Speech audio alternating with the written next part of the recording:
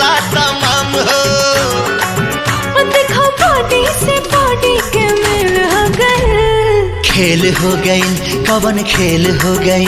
Double duty वाला खेली कैसे खेल, दादा रे माथा फेल हो गई। लागे जाता में पीसा जाई बकेल, दादा रे माथा फेल हो गई। आज हमारे राजा लड़ाला नजरिया, आके समझा तो दिल के भीतरिया। रानी मनवा में धीर तनी धारा, बात माना कुछ देर सबर तू करा। अरे दहिया से दहिया के मिल हो गए। खेल हो गई कवन खेल हो गई।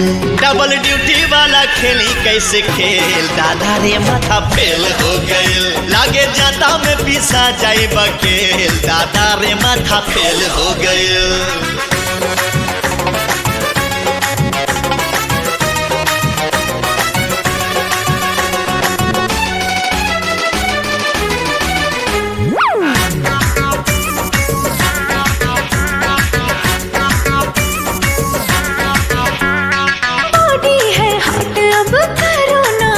जी इंजन मोहब्बत का करो इसे काट जी।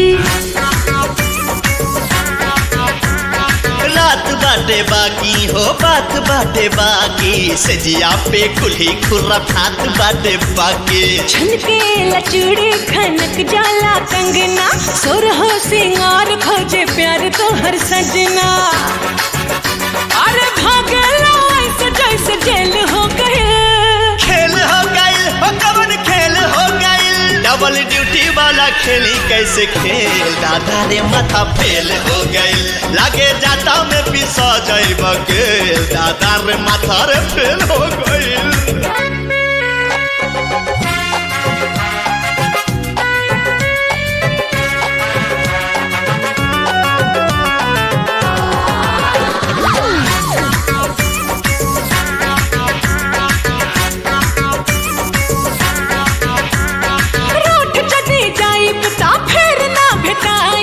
कितनो बोलई बाना कहिया में आईब।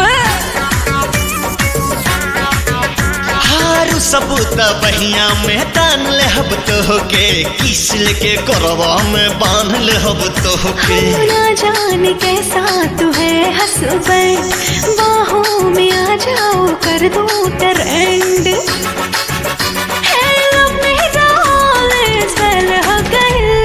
खेल हो गई कवन खेल हो गई।